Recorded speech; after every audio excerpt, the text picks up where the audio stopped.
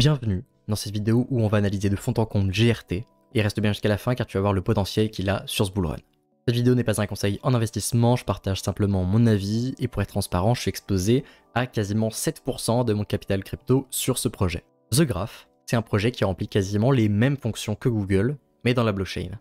Il ne vise pas à concurrencer Google, mais à avoir le monopole de l'indexation et de la gestion des données sur la blockchain. Le projet a créé Graph Explorer et Subgraph Studio, et le réseau comporte 4 types de participants. On a premièrement les développeurs. Ils viennent créer des livres contenant une grande quantité d'informations qu'ils envoient aux curateurs. Les curateurs envoient la liste des livres à indexer aux indexeurs. Ensuite, les indexeurs en continu, placent, trient, organisent les informations dans les sous-graphes.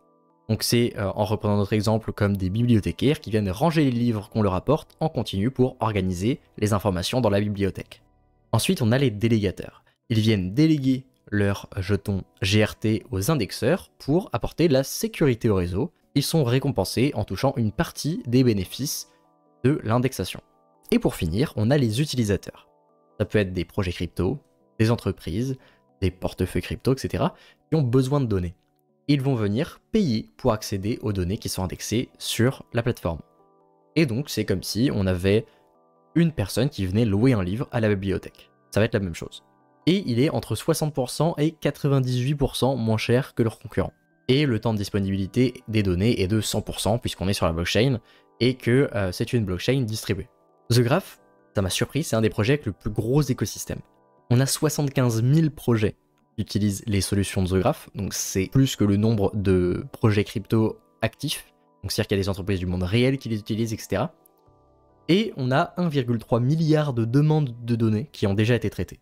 Autre point intéressant, il y a 70 blockchains prises en charge au niveau de la collecte et du stockage et de l'organisation des données, et le projet est compatible avec tous les langages de programmation, que ce soit les blockchains EVM, les blockchains non EVM, la blockchain Bitcoin, etc. The Graph, c'est un projet assez spécial à appréhender en tant qu'investisseur, car il est dans un secteur assez niché, qui n'est pas spécialement populaire pour le public.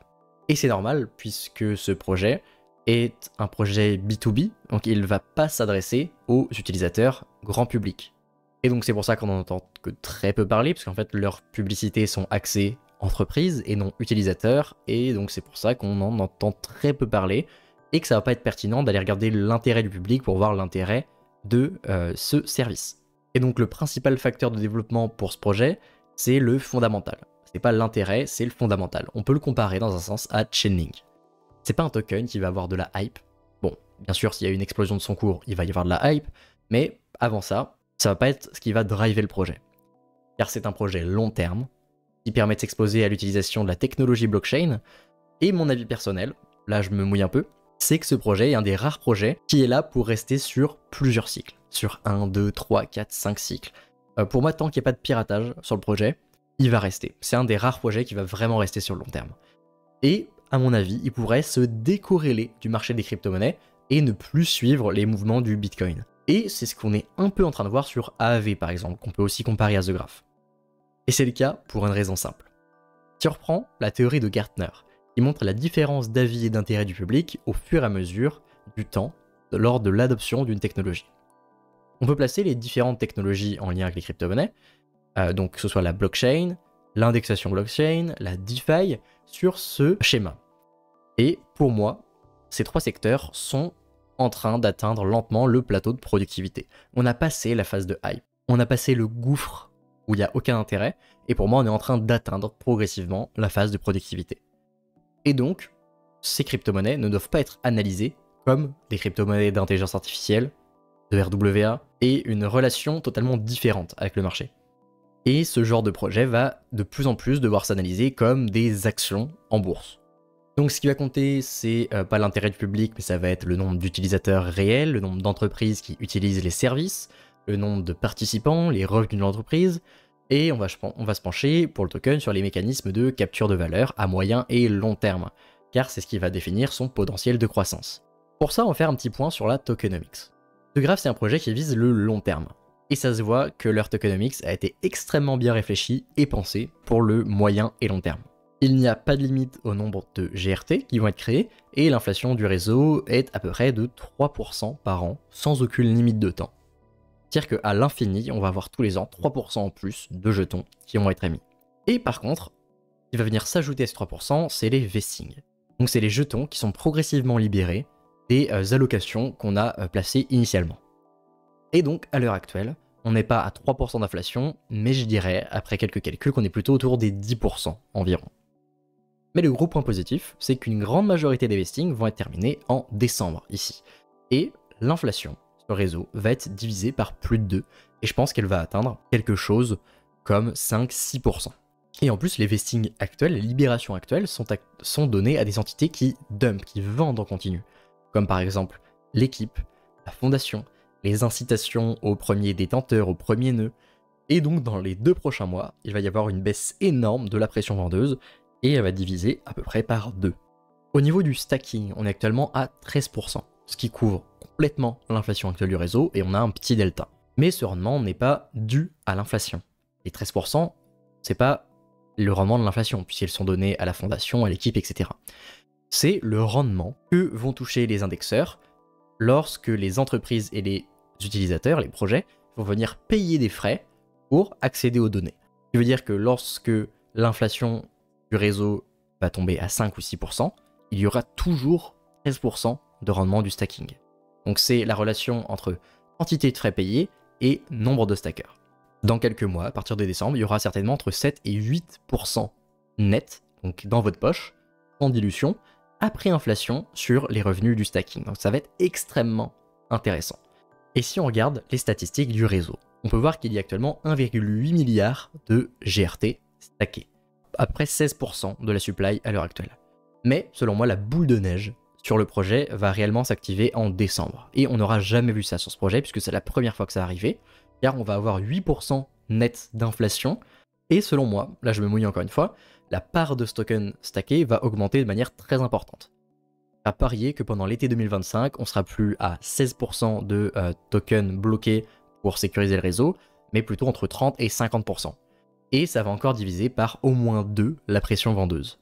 Et pour apporter du crédit à ce qu'on vient de dire, on peut regarder l'analyse on-chain du smart contract, et on peut voir une très bonne note au niveau de l'utilisation du réseau, et on a une utilisation réelle relativement importante. On est à 50 sur 100, on peut encore mieux faire, il y a une marge de progression, mais c'est pas très bas. On va dire que pour un projet qui est basé sur le fondamental, ça aurait été extrêmement dommage, ça aurait été risqué, que on soit en dessous de 40, 30, 10, 20, là ça aurait été catastrophique et ça aurait énormément limité l'utilisation et le potentiel de ce projet.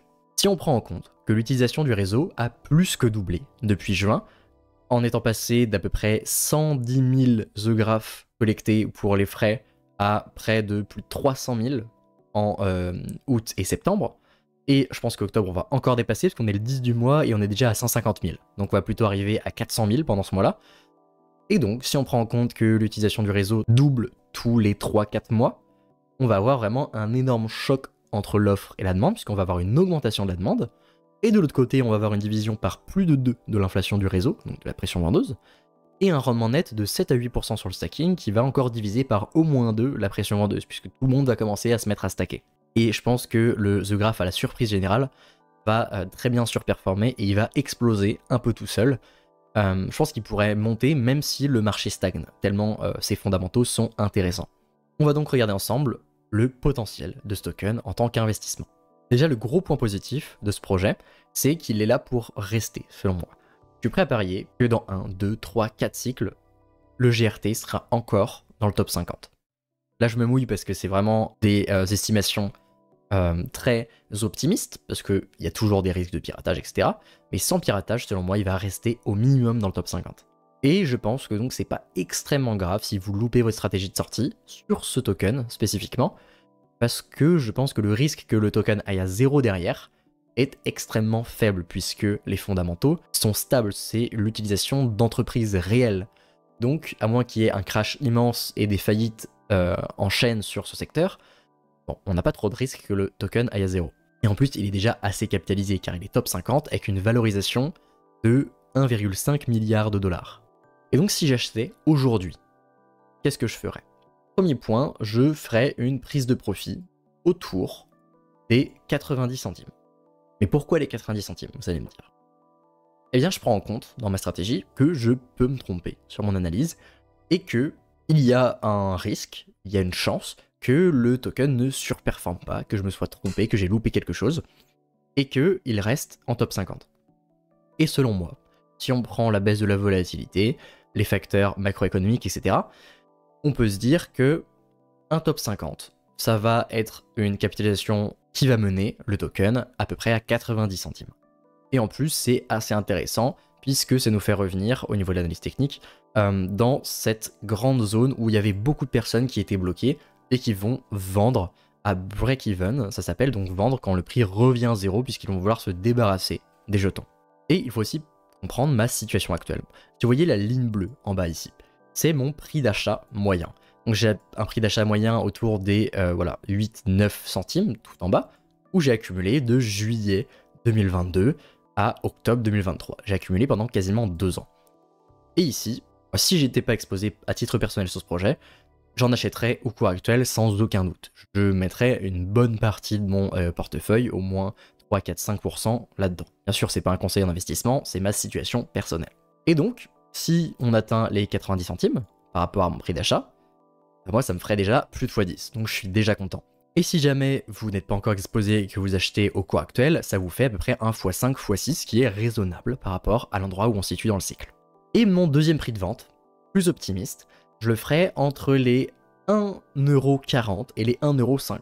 Pas non plus les 1,50€ car c'est un chiffre rond psychologique extrêmement fort, donc un petit peu en dessous. Donc je prends en compte, dans mon analyse, que ce token pourrait surperformer. Et donc, s'il arrive à 1,45€ par exemple, ça me fait à peu près 1 x 9 x 10 sur les cours actuels. Et ça fera une capitalisation de 15 milliards de dollars. Pour ce prix, je pense que le token serait autour d'un top 30 environ. Et en plus, ça corrèle au niveau technique à plusieurs choses. Premièrement, c'est le retracement de Fibonacci, où on va avoir les 0,5, donc les 50% de Fibonacci, qui est un chiffre théorique extrêmement intéressant, où statistiquement, il y a beaucoup de cas où lors des retracements, on revient toucher ces 50% de Fibonacci. C'est la ligne bleue ici, où on a les ordres de personnes en levier qui vont venir se faire liquider si on revient ici. Donc voilà, ça peut être intéressant aussi. Et en plus, on va revenir dans cette grosse zone ici, où énormément de personnes avaient acheté dans toute cette zone-là, et ils vont vendre encore une fois à break-even. Donc ils vont attendre que le prix retourne à leur prix d'achat initial, et ils vont vendre à 0, donc sans perte, et ils vont profiter de la dernière hausse pour se délester de leurs jetons, puisque ça a quand même été un boulet pour eux. Ça fait depuis avril 2021 qu'ils se traînent une perte qui au plus bas a été de 96%, donc on peut les comprendre qu'ils vendent lorsque le prix revient à 0. Et si la vidéo t'a plu, tu peux me le rendre en t'abonnant, et je t'invite à aller regarder ma dernière vidéo pour comprendre pourquoi le bullrun est en train de démarrer, contrairement à ce qu'on entend partout, et comment en profiter.